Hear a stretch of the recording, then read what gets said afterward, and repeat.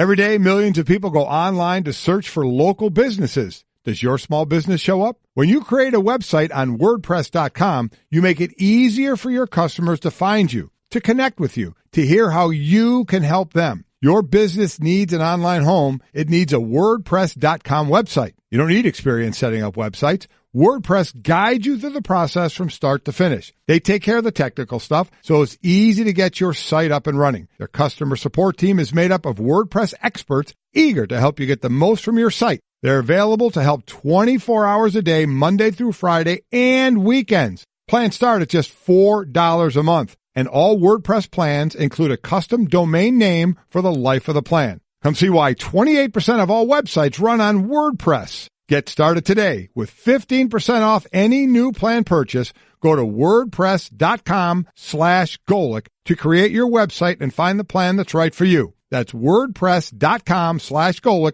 for 15% off your brand new website. WordPress.com/Golic. I'm a robot vacuum cleaner, so yeah, I got one gig. I suck up dirt. So pardon my inferiority complex about Geico, who does so much more. Like, not only could they save their customers money on car insurance, but they got fast and friendly claim service too. And an award-winning mobile app. Plus access to licensed agents 24/7. Who am I kidding? I can't even do corners. Uh-oh, choking hazard. Popcorn kernels. Geico. Expect great savings and a whole lot more. This is the Best of Golic and Wingo podcast. Good Wednesday morning, everybody. Woohoo! And welcome in to another edition of Golic and Wingo. Glad you are here with us on ESPN Radio and ESPN2. We, as always, are presented by Progressive Insurance. All phone guests join us via the Shell Pennzoil Performance Line. Trey Wingo, Mike Golic Jr. We all right? Everybody good? All good, man. Midweek, we're all bracing for the big storm here in the Northeast coming up tomorrow. Seems to be a vacillating forecast on how much does. snow we're getting. And you know what I can't stand here, and I'm sure others as well. I can't stand the weather people's giddiness. Oh, yeah. At just how bad the weather's going to be and how giddy they are. Pants all around their ankles right now. They're really awful. Just loving life. It's sick and twisted because we're going to be sitting there because the main place that we all go to when we see this is shoveling, right? Yeah. Like you just think, all right, how much am I going to have to shovel? Those weather people aren't thinking about that. They're not thinking about the everyman. No. They're concerned with themselves, and it's despicable. But this is like the playoffs for them. It is. You get a big storm, that's what it is. Got to go in early today. We get geeked up for the NFL postseason and the college football playoff. It's sort of the same thing. By the way, just to show you how cold it's been in the Northeast and in other places, by the way, across the country. Yeah, it is. I was driving into work today, and I realized it was 6 degrees warmer this morning than it was yesterday, and it was 1. Isn't that amazing? It was 1 this morning. At least and it was 6 degrees warmer than it was Here's yesterday. the thing, though. The weather people get geeked up about bad weather. Yes. We get geeked up about good stuff. Oh, I don't know. We like cold weather playoff games in the NFL. We do like that. You guys like that. But I've been over here in team good weather on everything. Yeah. I'm 72 and sunny till I die. But I mean, it's playoffs we're talking about. It's good basketball we're talking about. It's totally streaks in the NHL. Throwing your highlighter. About. Throwing my highlighter. We're talking about good things in sports, not how much snow we all have to shovel in a day and a half. Yeah, it's I hate those people. I hate you all. Well, not in a bad way. Live, local, and late breaking. We'll get the Doppler 5 Extra Super Sonar Super 3D radar weather for you and get that updated for you. So that's what's really up and down. They're talking about this maybe as far down as Florida. Yeah, it's supposed to be an ugly one. I just needed to clear out of Atlanta because I'm hoping for like the incremental bump up to your point. 6 degrees warmer this morning. Right. If it can be in the 30s in Atlanta this weekend when we're down there, I'm down there. It's oh yeah, we win. You pop the top. Yeah. We're walking off the plane in shorts and a t-shirt, flip flops. Are you kidding me? Sun rays hit me. Yeah. Unlike Keenan Allen last Sunday, who was playing in L.A. in a hoodie. Yeah, that was quite interesting. We have a lot to get to today. We got Isaiah Thomas's debut for the Cleveland Cavs. Yes, we do. We'll get to that. Nick Saban made some more interesting comments about some things that he's not happy with the college football playoff. The numbers came out for the semifinals. Yes, they did. We'll get to that. We have some more surprising NFL coaching news. Marvin Lewis is sticking around. We'll get into all of that. And on the guest today, we have John Gruden. will join us talking about the wild card game as well as maybe some team called the Wokeland Waiters. Maybe to see what's going on in that situation. We may talk about that. Kyle Williams will join us of the Buffalo Bills. Hell yeah. In the playoffs for the first time, the big man touchdown that helped salt away that victory. Kirk Herbstreit will join us as well to talk about the College Football National Championship. And Brian Windhorst will be with us as well, our ESPN NBA insider, as we get set to talk about what it means for the Cavaliers now that Isaiah is back and how they will manage his minutes going forward after dealing with the hip issue that has kept him out of, or did keep him out of the first 36 games. So what we're saying is it's a happy hump day. Lots to get to. Let's get started with... It's time for Off the Top. Whether you like it or not, It's just beginning. With Golic and Wingo.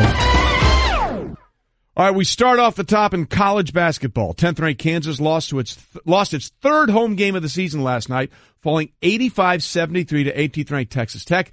Jayhawks had just lost 3 of 83 home games total over the previous 5 seasons. That's a tough call. Now, one of the losses came at the Sprint Center in Kansas City. It's considered a home game. It's kind of like when UConn plays on campus or at the Hartford. Or when the Packers used to play in Milwaukee as opposed to Lambeau. Exactly. So they lost 2 at their actual home, but 3 home games overall. As you mentioned, 80-3 at home in the last previous 5 seasons, and all 3 coming this year. That's a tough call when you dominate that much at home, the expectation at home, and this was an 85-73 game against a ranked opponent in Texas Tech, but still, when you have that much dominance at home and to drop all 3 already. Well, when the standard is winning the Big 12 every year, and that it is eerily reminiscent of, I remember when we played Oklahoma in football back when Bob Stoops' home record there, I think they had lost 4 or 5 games when we went down there and beat them in 12 up until that point. So you understand as a team coming in how much that means. That's one of those we rarely appreciate in the moment as athletes. Right. Historical significance. That was one I remember in the time going, this is special. So for Texas Tech on the other side to come in there and steal a win regardless of where this program is huge. Texas Tech, by the way, 2-0 in the conference right now. All right. There you go. Hey now.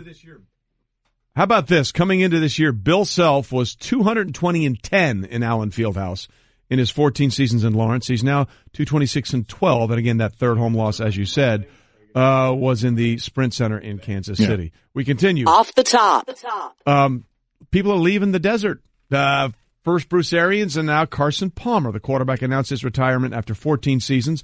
He played for the Cardinals, Bengals, and Raiders over the course of his year, said you just know about when it was time to walk away from the game. One of 4 quarterbacks in NFL history to throw at least 100 touchdown passes for 2 different NFL teams, Cardinals and Bengals. The others, Peyton Manning, Colts and Broncos, Fran Tarkington, Giants and Vikings, and Kurt Warner, Rams and Cardinals. So, he going over had the injury bug, obviously, the last couple of years. An interesting way where when he left Cincinnati, didn't want to play there anymore. Was talking about, why don't I have to play? I got $50 million in the bank. By the way, the biggest number for him is I think he made $173 million or something like that in his career. Decent. Good for him. Good number for you. Good job. And ending out in the desert is great as well, where I'm going to end up making a lot less money than he's made out in the desert. But you're like making $50 million a year, so it doesn't matter. Who? You. That's what I was told. Let me hold some. Yeah. It's all coming to you. All I got to say is if Sydney's up and listening right now, she'll be really, really happy. Yeah, please do not sell her that lie, because that makes you officially worth more to her dead than alive. It really does. Most passing touchdowns by our quarterback never to start a Super Bowl. Warren Moon third at that 291, Carson Palmer second at 294, and Phillip Rivers first at 342 for that. But obviously a good career for Carson Is that the Palmer. ultimate list as a quarterback you don't want to be don't on? want to I mean, if you think about it, I mean, that's saying really good things about your career, but I would imagine every quarterback is like, Don't be on that list. Yeah, that's like leading the minor leagues in home runs. That's like being Crash Davis. It's like being Marvin Lewis. We'll get to that actually. Nicely done. Oh wow! He went there. We'll sort of bring that up a little bit. Yeah. We'll talk about it more. But Marvin Lewis, a lot of people thought that he was going to be done. I mean, it had been reported that he was going to walk away and look for something else, and lo and behold, he gets a 2-year contract extension. It's going to be. We'll get into that one. We will get into that one as well. But good thing for Carson is that. Well, I think Junior on your show. What was it that he had the best winning percentage of any Heisman Trophy winning quarterback? Yeah, Hembo, I need you to look that up because I think technically Cam Newton might have more wins already or maybe close in that category as a former Heisman winner. Hembo? He has the most wins, not the best record. The most wins of a former Heisman wins. Yeah. Which is impressive and shows you kind of the burden of that award, how much it really is about the college career and not projecting forward. But for him, marry that up with a lot of pro success. And by the way, the disembodied voice of Hembo. Good to have you on the show. Good to have you, Hembo. Welcome back. brother. Always good to have Hembo on the show. No baseball talk. No. Give me the White Sox lineup 1 through 9 and their war against all replacements. Thank you. Off the top. Meanwhile, The war against replacements. it is a war against replacements. We're against that stat. We are against that stat. Oh, boy. Meanwhile, with Tuesday's win against the Knicks, Spurs head coach Greg Popovich moved into sole possession of 5th on the all-time NBA coaching wins list, breaking a tie with George Karl. Yeah, George Karl. Next up is Pat Riley. So Popovich sitting there at 5th. Pat Riley, he's 34 away from Riley. 44 games left in the regular season for them. So if he goes 34-10, 35-10, he moves into 4th. Obviously, he's going to keep coaching. He's 34 away from Riley at 4th. He's 45 away from Jerry Sloan at 3rd. So that's in the very near future. And then it gets a little more distant. Second is Lenny Wilkins. He's 156 away from Wilkins, and Don Nelson leads the way. He's 159 away from Don Nelson. So he'll be getting up to 3rd by next year at some point. But this guy has been ridiculous in what he has done since coming out of the management group there and onto the floor and coaching. It really is amazing, obviously, the longevity and the amount of success. They made the playoffs in all 20 years, 50 wins in all but one season, and that's because that season was shortened to only 50 games. And they won 37 of those 50 games. And didn't they win the championship that year? Yeah. Yes, they did. So it's still managing to do it on the top end, and really was biding all his time to get to this current time socially, because he has been in the forefront of NBA coaches popping off in press conferences about the current state of affairs in the United States. Yes, he is. Seems like he was tailor-made. He was one of those guys that was born too early and thankfully made it and got to sustain the success into the time he deserves now. He's getting it all in now, isn't he? Yeah, my gosh. Yeah. The interesting thing there is Popovich is an unbelievable coach. There's no doubt about that. And with the things he's done in a small market city, San Antonio is not one of the bigger cities in the NBA, where he has a very different thought mentality as opposed to a lot of coaches. Are we in the golden era of coaches right now? When you have Bill Belichick, who I think most people would agree is maybe the best coach ever in any sport of all time. He's getting him and Nick Saban. That's my point. Yeah. You have Nick Saban, you have Greg Popovich, and you have Bill Belichick right now. And I know we're all about the players, and we should be, but when you look at these guys and what they've accomplished in their careers, I mean, obviously you have John Wooden with what he did at UCLA, and we understand what Red Auerbach did in a different time. It was a different time where there weren't as many teams that could be invited into a championship event, whether it's the NCAA or the NBA playoffs, and compete. So those numbers will always stand alone. They will always stand alone. But are we looking at maybe across sports with the depth and competitive balance that we have in all of these sports?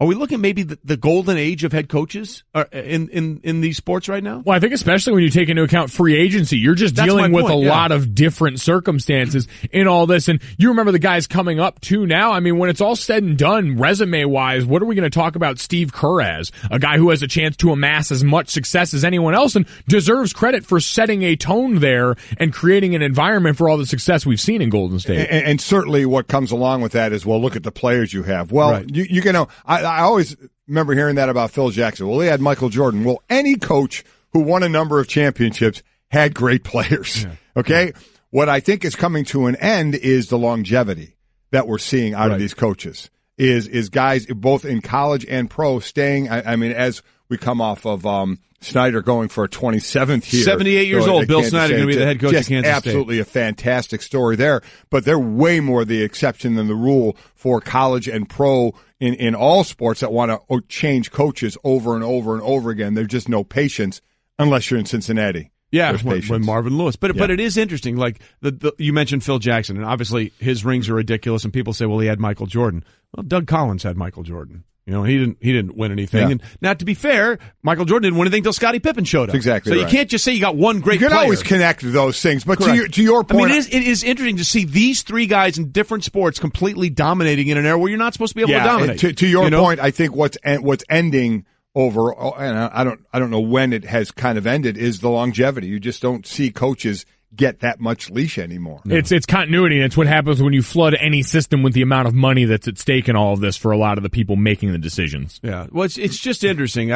Pop is just a guy that has just been a consistent winner in an era where he didn't have, I mean, he had Tim Duncan, I get that, but he didn't have a LeBron. He didn't have a Michael Jordan. He had some really, really good players that he's built around, and they're and look, if Kawhi Leonard doesn't get hurt last year in the first game of the Western Conference Finals, you don't. I mean, they were smoking them. They were shellacking the Warriors in Game 1. The one thing I like about Popovich as well, that's a sport in the NBA where, let's be honest, the players run the show. Correct. The players want you out, you're out, except for a few, and Popovich is one of them. That's exactly right. And to that point, again, with the lack of stability and the lack of longevity and the players having so much power in that sport, it speaks volumes to what he's been able to do. So congratulations to Pop, and we'll see what happens going forward. Off the top. Staying in the NBA, hey, the Cavs finally have the team they wanted to have at the beginning of the year. Isaiah Thomas, after missing the first 36 game of the year, made his Cleveland debut, scored 17 points in 19 minutes in the Cavs' win over Portland. Yeah, they were good with Thomas on the floor when LeBron was off the floor, and vice versa. They outscored the Blazers 31-13 with Isaiah Thomas on and LeBron off. Remember, Isaiah came off the bench in this one. Eventually, he's going to be the starting point guard. He put up better numbers at the point guard position than what has gone on all year for the Cavaliers at the point guard position. But my thought has always been, take your time. He's sitting out tonight, and a lot of people are looking into that because it's against the Celtics, a game against the Celtics, but he's sitting out. I get it. Any athlete who's gone through any injury, especially as major as he's had coming back, it wasn't the game. They limited his minutes, and he did well with the 17 points in 19 minutes. But as you know, Mike, it's today. How does he feel today? Waking up after all that time off, playing an actual game, how does he come back after that injury and trying to get himself into basketball shape? Yeah, the people are going to look at it because it's the Celtics and feel some type of way about it, but this is a timeline that they have been working. The training staff, they gave the game ball to the head trainer there last night for all the work that he's done helping Isaiah get back to this point. So they've had this plan in place. They understand what they want to do with this. And so the Celtics are a nameless gray face that happen to be on the second night of the back-to-back. Yeah. By the way, again, not only is he not playing, they're not going to do the tribute video that so many NBA teams do when a player returns. Right. And that was, I think they talked to Isaiah about that. They did, because he's not going to play, and he said it was more, he was getting crushed a little bit for that, but he said it's about my family as well, for them to enjoy. We all know the horrific situation in the playoffs last year with his sister passing away. So they're going to wait till he actually going to play in a game, and I completely understand why he's not playing in this game. Yeah, and again, Isaiah Thomas, Brian Windhorst will join us later on in the show to talk about it. So Isaiah Thomas gave the Cavs the confidence to win last night because he had 17 points. I think the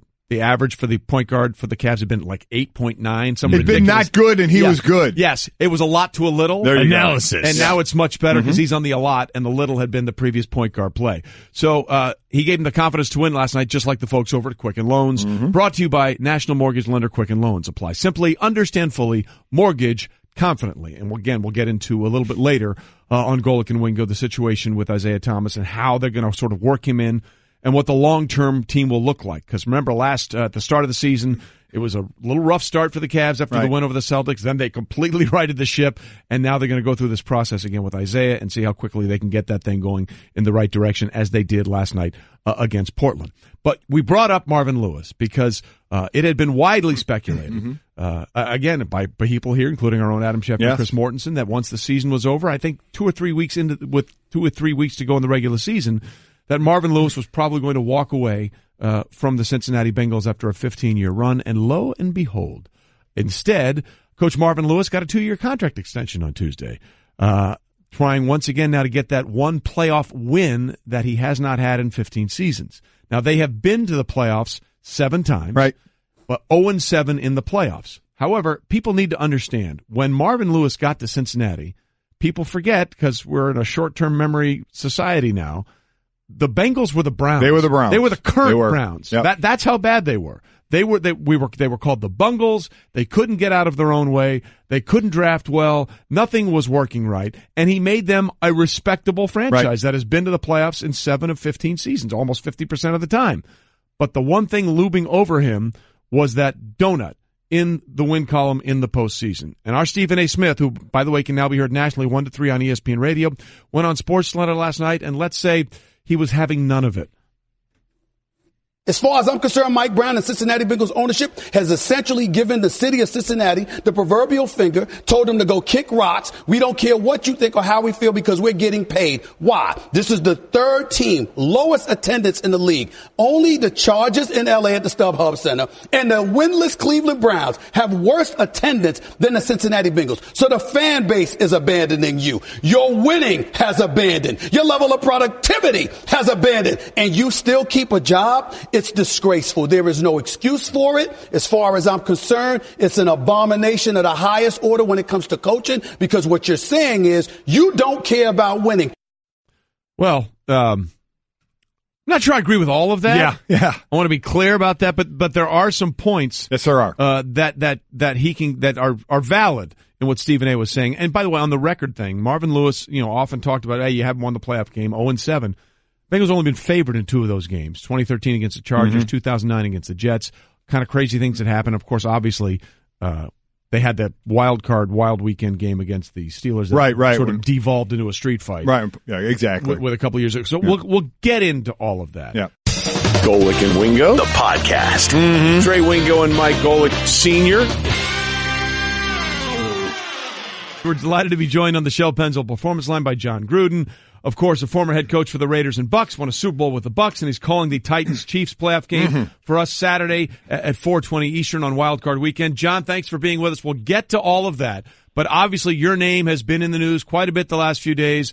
Adam Schefter and Chris Mortensen reporting that they believe you're going to be the next head coach of the Oakland Raiders. You've said, yes, you believe you are being considered. So what can you tell us now about that? Are you going to be the next head coach of the Raiders? Well, that's up to Mark Davis.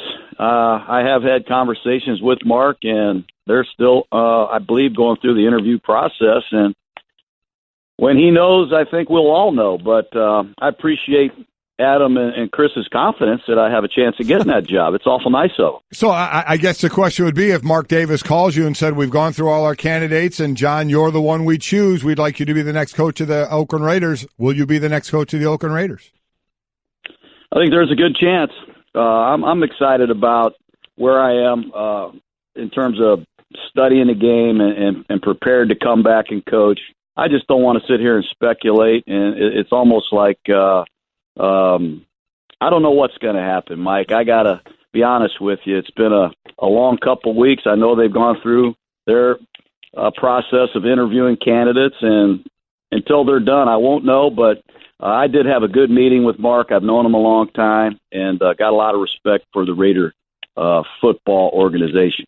Then more on a general thing, because we just had Bruce Arians on yesterday, who just called it quits and said, boy, at some point he turned around and his wife said it's his son's birthday, and he's like, his son Jacob turned 40. It was like, wow. I know you went through coaching. Your sons have grown up some, and now the possibility of going back. But we've seen like Bill Cowher go into the media and not come back, and I know understand some reasons there. Jimmy Johnson as well, and it's always been talked about with you whether it would happen or not. We've seen it in baseball with some managers leaving and then coming back. What's the draw with you coaches? What is it, even though you've been out for a while now? So this is more general question that says, you know what, I want to get back to doing this again. Well, you miss the players. You miss the grind. You miss the journey. Obviously, you miss winning, the opportunity to win.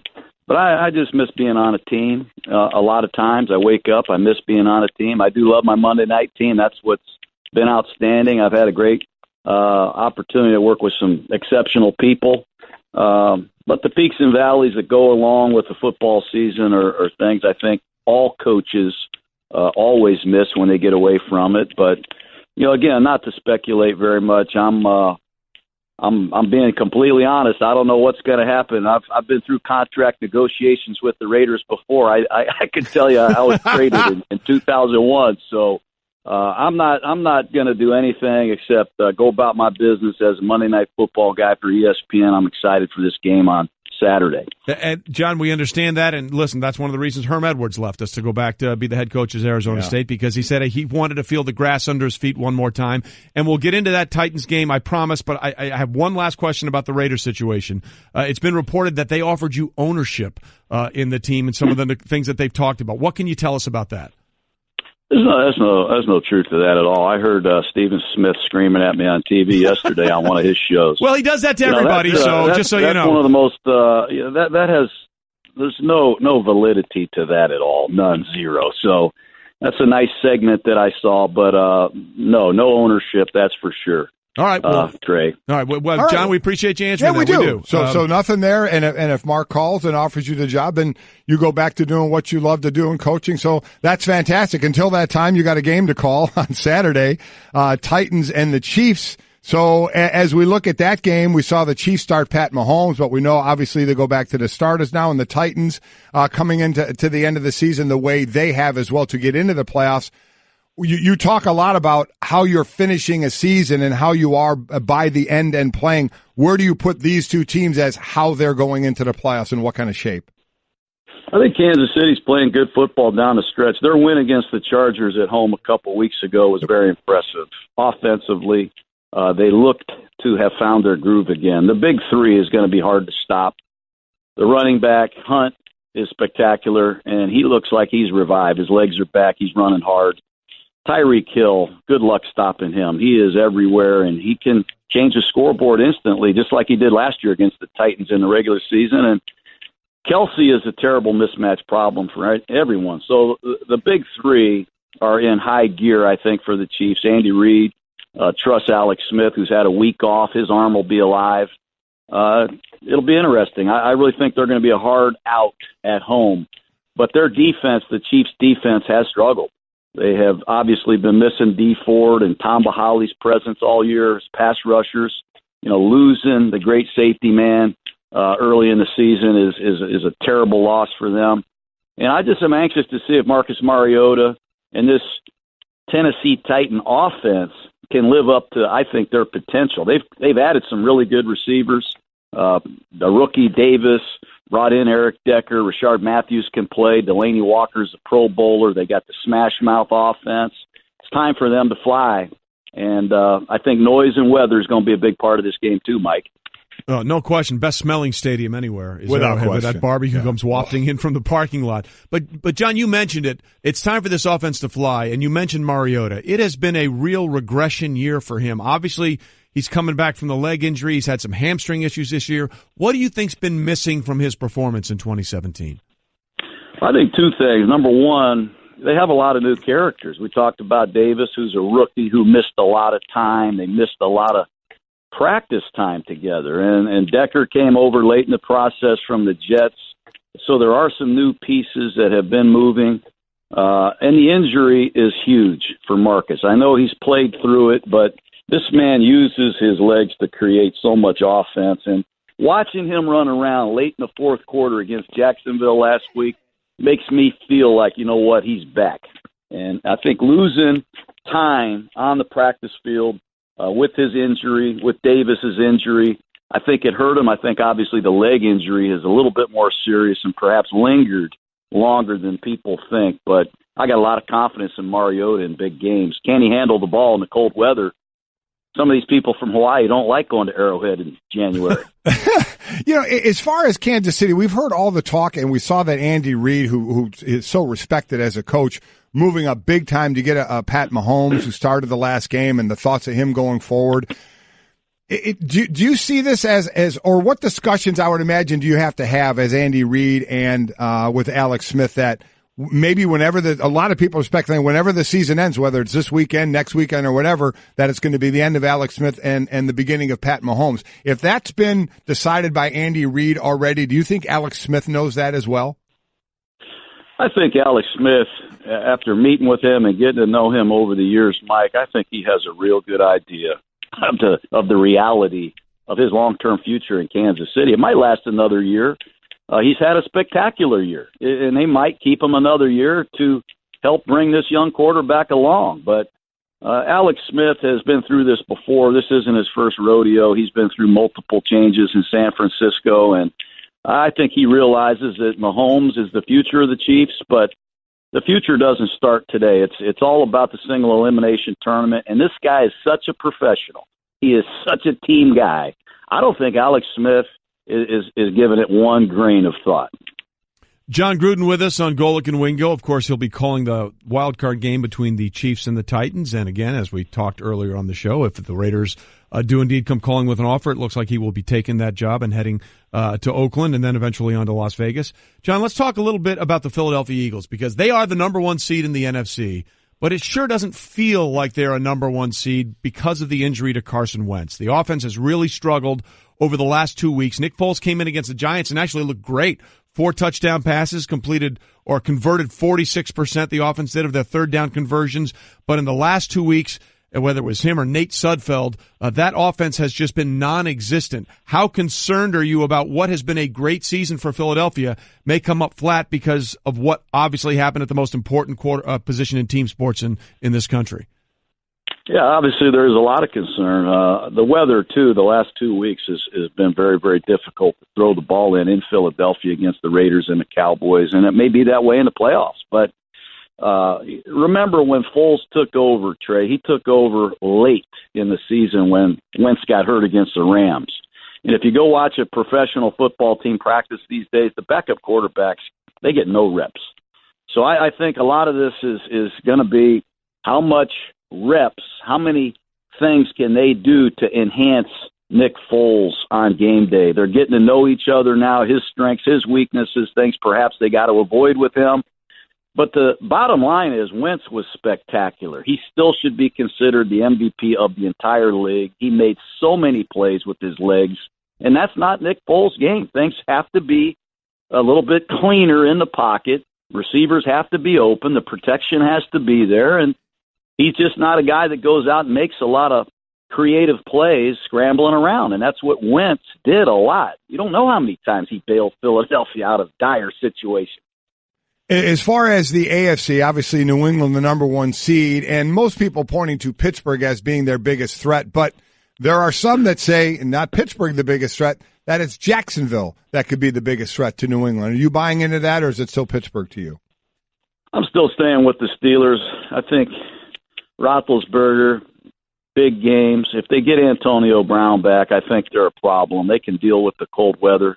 I like Jacksonville. I'm just concerned a little bit with their offense. If they need to score at the end of a football game in a 2-minute drill, if they're behind, I don't know that they can do that. But the one thing that Jacksonville is going to do is they're going to play outstanding defense. Man, are they impressive. They can shut you down on the corner with Boye and Ramsey, and they do a great job with their scheme, getting some one-on-one rushes up front. They got guys that can get the passer. But when you look at this tournament, Mike, you must agree there's 6 or 7 dark horse teams that we really don't know much about in the playoff format. Remember, Buffalo's in the tournament. The Saints, no one thought they'd be in the tournament. The Rams have turned things around. This entire field has a lot of unknowns. That's what makes it very exciting for me. Well, certainly, and you mentioned Buffalo. Kyle Williams will be joining us in a little bit to talk about the Bills finally ending that 17 season playoff drought, and that's the Doug Marrone Bowl as they go up against his old team, their old coach in Jacksonville. I want to ask you about one of your old players, though, John. John Lynch, safety for you with the Bucks, obviously up for the Pro Football Hall of Fame now. What are your memories of him as a player and the things he was able to do for you? You know, the thing I remember most about John Lynch is just looking in front of the team in the meeting room at how wired he was. He didn't like football. He loved football. He had to bring every single day. I don't know how he woke up in the morning. He must have got very little sleep. He looked like he loved football more than any guy I've ever coached. He had a presence about him on the field as a leader. He was an incredible communicator. And he was one of the biggest hitters in pro football for almost a decade. But he had great ball skills. If we played him deep, if we put him up near the line of scrimmage, he was a force. He played like a linebacker. Just a great professional football player. What he did in the community here in Tampa, I can't imagine him not being in the Hall of Fame, and I wish him the best. I'm so proud for his success in San Francisco. He's one of the really, really good guys. And we certainly looks like they found their quarterback in Jimmy Garoppolo with the way he's played down the stretch. Absolutely. John Lynch doing a good job there. John, we appreciate you being with us. Good luck on the game this weekend with you and Sean calling the Titans and Chiefs. And if it does indeed turn out that you are headed on to Oakland, I will miss you on the draft this year, my friend. Yeah, thanks. I'll miss you guys too. We'll see what happens, and no matter what, I consider you guys my very good friend, and look forward to catching up again. Thanks, right, John. Thanks so much. Appreciate that. All right, guys. See you later. Golic and Wingo, the podcast. What a day, what a show, what a time. I tell you what, a great sports night last night. Yeah. No doubt about it. 1, 2, 3, 4. Welcoming in. Yes, as a D lineman, Williams. he has scored a touchdown and I never did. So. There you go. Joins us on the Shell Pennzoil Performance line, taking synthetic motor oil performance to a whole new level. Make the switch to Pennzoil Synthetics today. Kyle, first and foremost, congratulations on the Bills ending that drought. What was the scene like? We saw the video of all you guys watching the end of the Bengals-Ravens game in the locker room. When you finally sunk in and you saw the Boyd touchdown and you guys were going to the playoffs, what was the first thing that went through your mind? You're just so grateful, for, been here 12 years and so many things have happened, ups and downs, and, you have surgeries and you're coming back from things, and, just grateful for, the opportunity to be there in that moment. You kind of envisioned it and you wanted it to happen, and, not having it happen so many times for it to finally happen, to be here when it happened I was just grateful. I was in there with my sons, and it was just a fun time for everybody there. Does it, now it can't erase obviously everything of not making the playoffs, but does it mute some of the pain that you went through the last however many years, well, your entire career there, obviously, before making the playoffs? Does it mute that some? Well, I just think it makes it worth it, right? You're going through everything because you want an opportunity to be a world champion. You want a chance to win a Super Bowl. And, for the first time in my career, this is really the first chance I've gotten. So, it makes it worth it. And, like I said, there's so many ups and downs, but to be able to celebrate there with my teammates and, a couple of my sons, it was a really special moment and something I won't forget. Well, we saw the video of you running around on the field with your sons afterwards, but obviously the playoffs is the Sunday for you guys. The cherry had to be the touchdown. And the thing that we loved about that, they had clearly worked on that. That wasn't a last second decision to put you in, right, because you guys had a coordinated celebration. So take us through the idea when you knew that play was going to be called, and if it was successful, you knew what you were going to do. Well, we had worked on it a little bit during the week, and it was mostly about transition and handoff and make sure I was comfortable with that. And I knew when we got the pass interference in the end zone, we were going to be 1st and 1 from the 1. So I said, if they're ever going to run it, now's the time. I don't want to imagine us hanging our hat on that play on a 3rd down, and we ran it and we got in. And as far as the celebration goes, it was totally spur of the moment, spontaneous. We're all jumping up and down like, what are we going to do? I don't know if it was me. I don't know if it was somebody else. Was like, oh, let's do a bomb, throw it up in there. We'll all fall. And we're like, great, do it. And we threw it and just fell down. It was just a lot of fun celebrating those guys and, trying to celebrate to the max because I don't know if that'll ever happen again. Talking to Kyle Williams, defensive tackle for Buffalo, as they get ready to play in their first playoff game in a long, long time. 1999. So I know you had one other carry in a game in 2000, not carry, but you were on the field and you blocked in that play when Chan Gailey was a coach. But I know you practiced it a couple of times during the week. But when you know it's coming to you, so the play is called, it's coming to you, you're a D lineman, you're not used to handling the ball. What was your as you were getting down in your stance, going through the play, what was your biggest worry? Well, I couldn't hear Tyrod's cadence, so I had to watch the ball.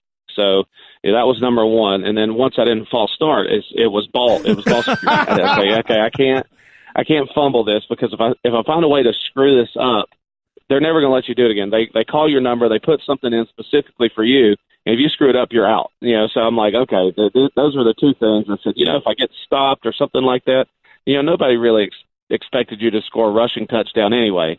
But if you get a pre-snap penalty or you fumble the ball and you get a turnover, you're on the blacklist. So I had to.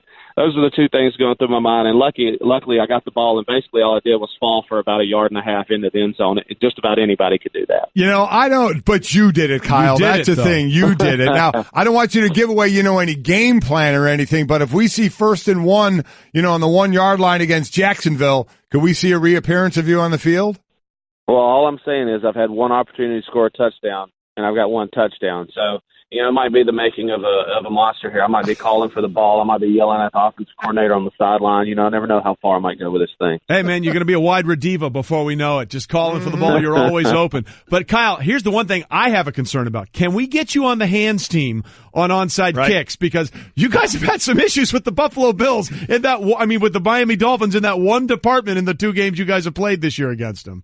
Yeah, I don't know if those guys know how to put a little extra wiggle on the onside or what, but I think our guys will figure it out. At least hopefully we don't need to do that too many more times. Well, thankfully you won't have to do that this year. And as Mike said, you're now going up against the Jacksonville Jaguars, and this is the Baloney Bowl or the Doug Marrone Bowl, as your former head coach who left you guys after a winning season. Thought he was going to get a job in the NFL, had to sit out for a while. Now he's the head coach of the Jacksonville Jaguars. Is there extra motivation for you because of the way it ended with Doug Marrone in Buffalo? Not for me. I'm one of the few that was here when he was here. And, as far as I'm concerned, the past is the past. And the thing about being around the NFL for a long time is you're always going to play old teammates. You're always going to play friends. You're always going to play old coaches on different staffs. And you're always going to kind of continue to run across one another, whether they left on good terms, they left on bad terms, So there's really nothing extra there for me. It's just opportunity for me and my teammates to, go out and play in a playoff game, which they worked so hard for and they deserve to be in. So let's look at this game up against Jacksonville. We know they love to run the ball. Certainly they'll throw it when they need to, but with the backs they have, the line and their offensive scheme they have running the ball. So give us a breakdown of them. We know how great their defense is, but the side of the ball you'll be going against, give us a little bit on that Jacksonville offense. Well, I think, it starts with the running backs with Fournette and Ivory and Yeldon. I don't know if anybody's got a stable of running backs like that in the league, at least 3. That jumps off the page when you watch those guys. Offensive line, big physical guys, and they're committed to the run game. So it's something that defensively we're going to have to be prepared for. We're going to have to, be really focused on our details of our run fits and different things like that, because they're going to challenge you that way. They can shrink the game and take it over. So it's a great challenge for us. We're excited about it. We'll be up for it. We're going to have a great week of preparation with a lot of energy, and we're going to be excited to go. Kyle, take people inside a little bit. For a guy like you that's been around for a long time, you've seen about every formation you can see, and I talk at times about when players get game plans on Wednesday and, you have this amount of percentages in this formation, they do this or that. You've been around a while. You've seen it all. What is your film study about now? When you're going into the film room, is it the schemes? Is it the guy you're playing against? Let people know how you prepare individually to battle against an offense.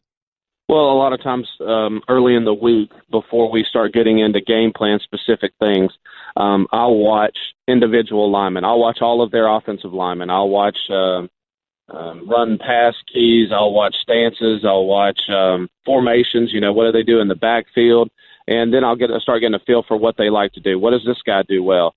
So maybe I can go to Jerry Hughes and be like, hey, I've been watching this, and this guy does this well, and run and pass. And then I can kind of work my way down the line where it's not just about me. It's helping all the guys on the line, kind of helping them with their preparation. But, I'm like, okay, what are they doing out of this? What does this guy do well? What does he not do well? What has he struggled with?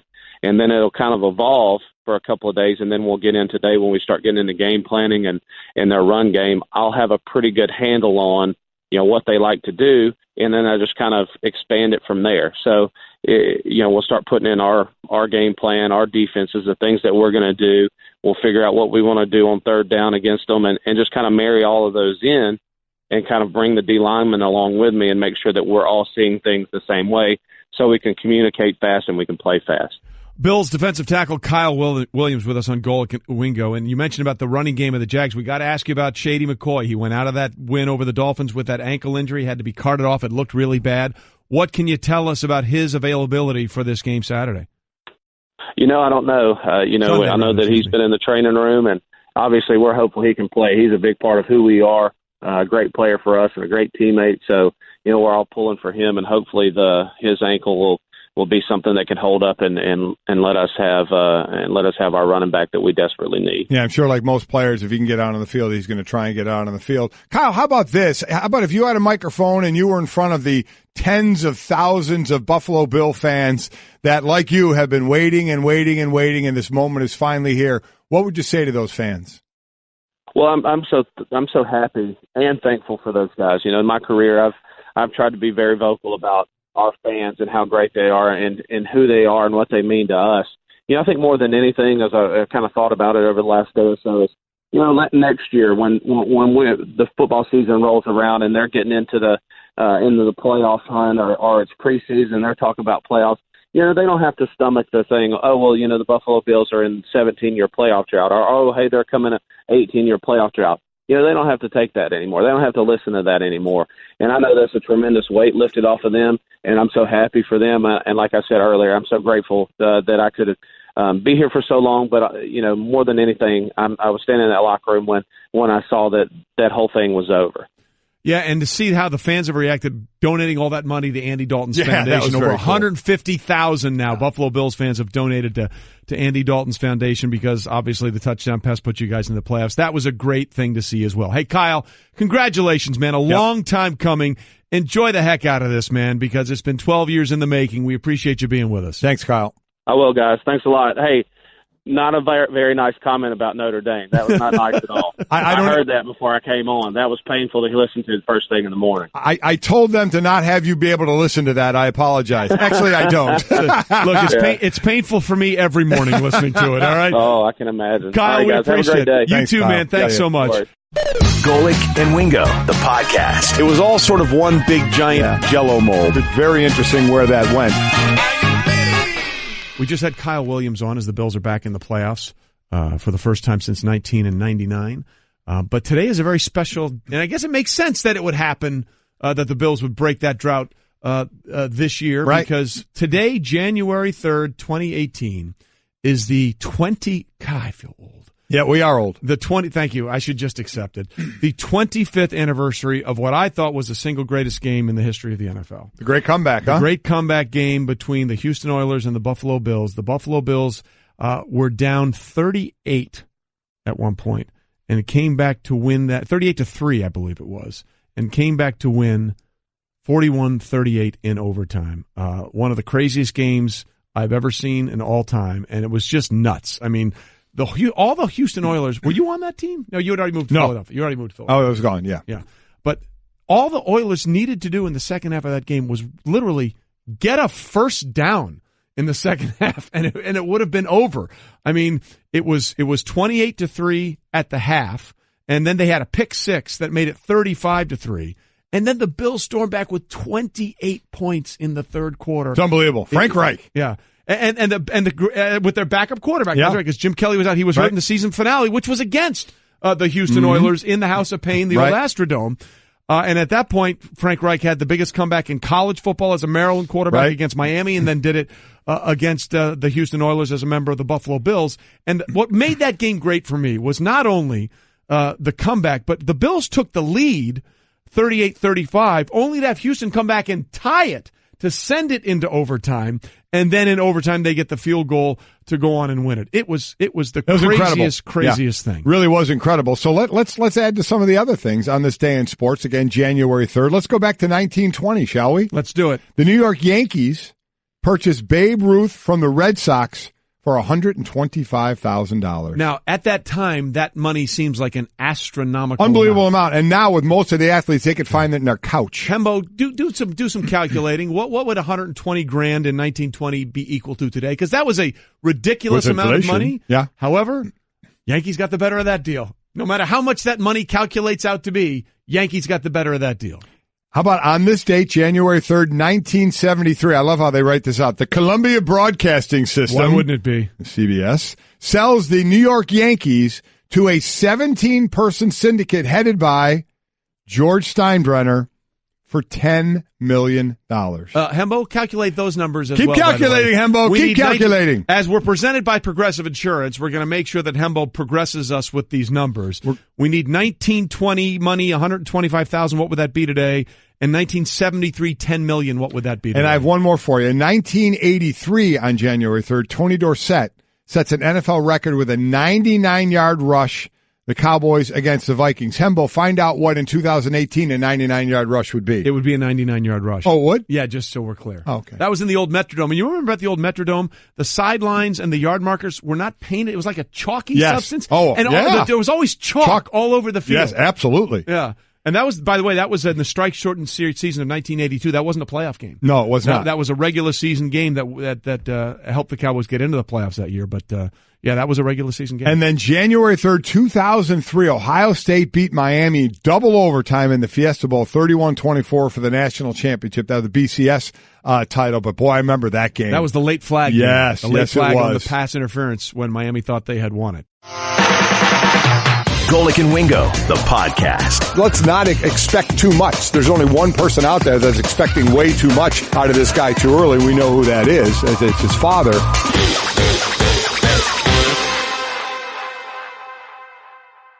I'm going to fix that for John. I think it's going to happen. I do as well. I understand why he said the way he said it, but if they offer him the job, he's going to take it. Listen, you don't know how somebody's going to answer questions like this. John's name comes up every year for a head coaching job, and we've asked him every year. And a lot of times it's, I'm happy where I am, not thinking about that. And this year, I remember when we talked to him when it first started coming out, he said, never say never. So it kind of raised some eyebrows of, maybe this is the time he's looking to go back. And this morning, he was about as honest as could be as far as this is concerned, basically saying, if he's get offered this job, he's going to take this job. And talked about other candidates being looked at. I have no idea how many other candidates they're looking at. I mean, from the technical standpoint, there is a Rooney Rule they're supposed to be going through, correct? Yes. I mean, as far as, that is concerned. But once they go through, as John said, all their candidates, and that's why I asked him, if Mark Davis were to call you and offer you a job, would you be the next head coach? He said there's a good chance, which you're right means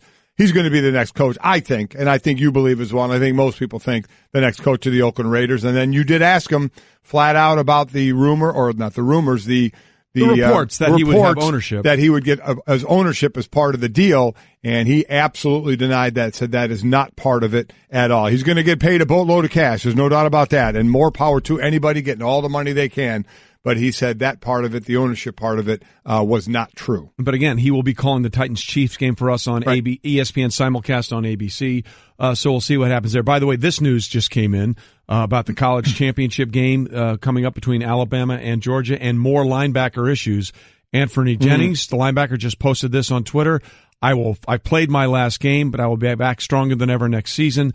He recovers from knee surgery. So, look, that's some that hurts him. That hurts some things that Nick Saban has been talking about. Their linebacking core has been decimated this year at times, and Anthony Jennings now, one of those linebackers, will not be there in the national championship. Yeah, I mean, they've been nailed all year at the linebacker position. Injuries all year. Dylan Moses, Sean Deion Hamilton are both currently out with season-ending knee injuries. Dylan Moses was their 5-star true freshman who ended up playing some because of all the injuries that they've had. They've gone through so many injuries at that position, and that was the one. I know they were, and maybe they had more information to this going in. I'm sure Alabama fans who didn't were really keeping their fingers crossed of what that MRI was going to show, but now we know.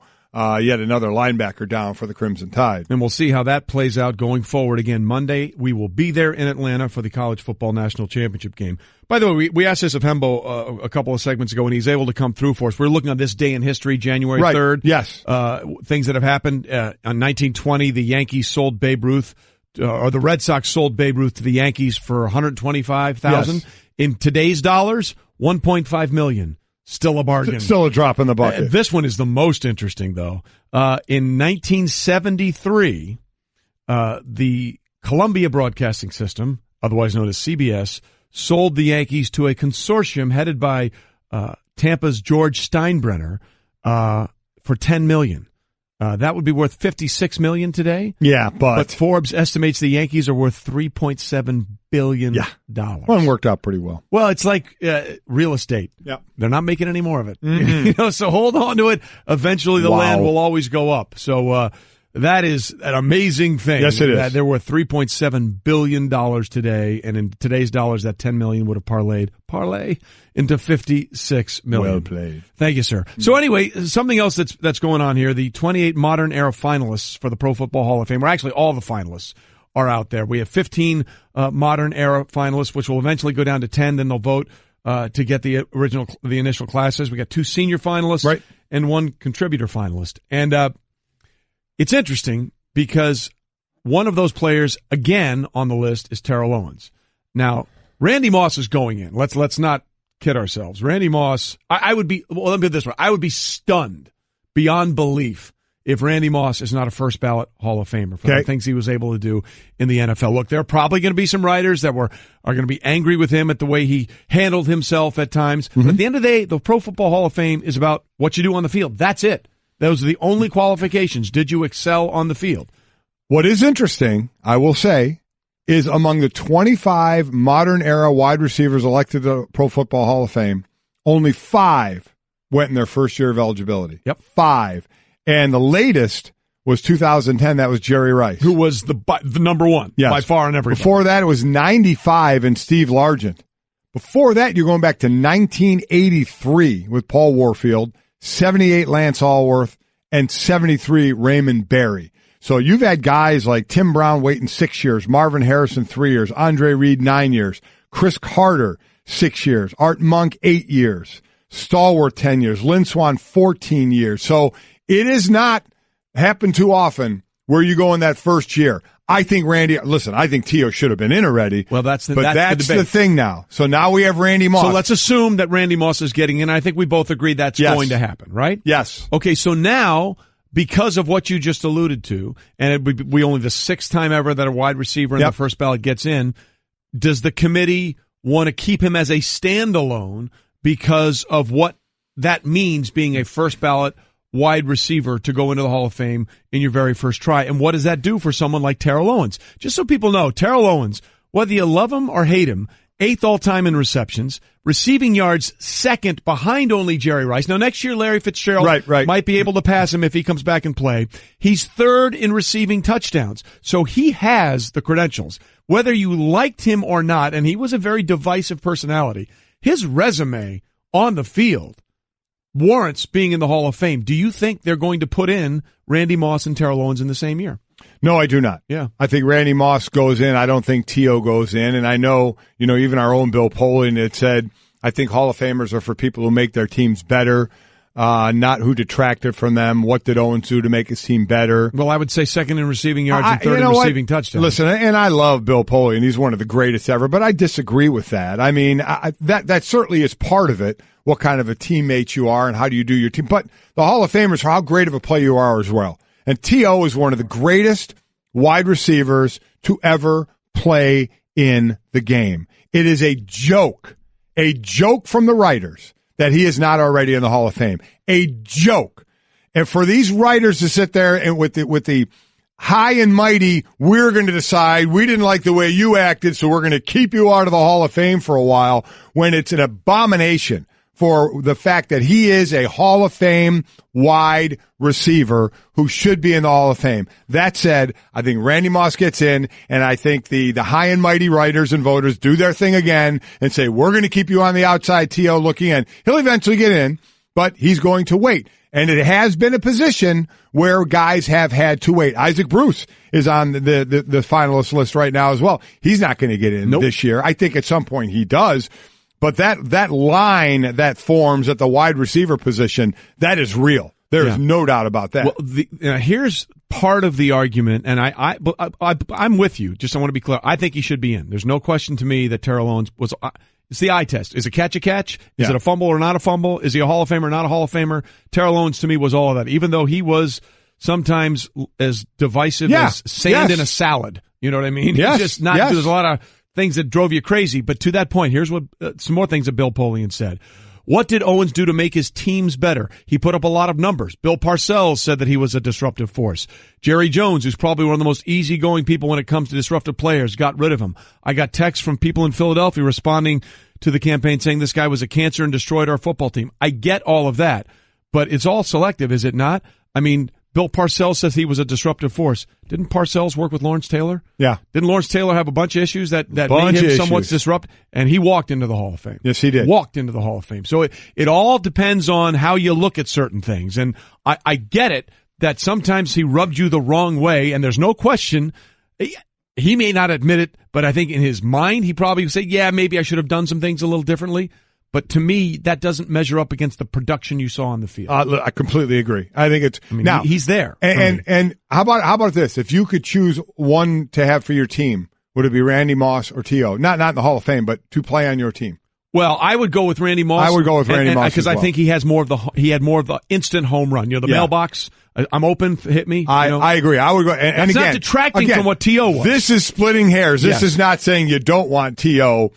For the production he had, but. So I do think Randy Moss gets in. I don't think T.O. gets in. I do think he eventually gets in, but he is an absolute Hall of Famer. And look, to that point,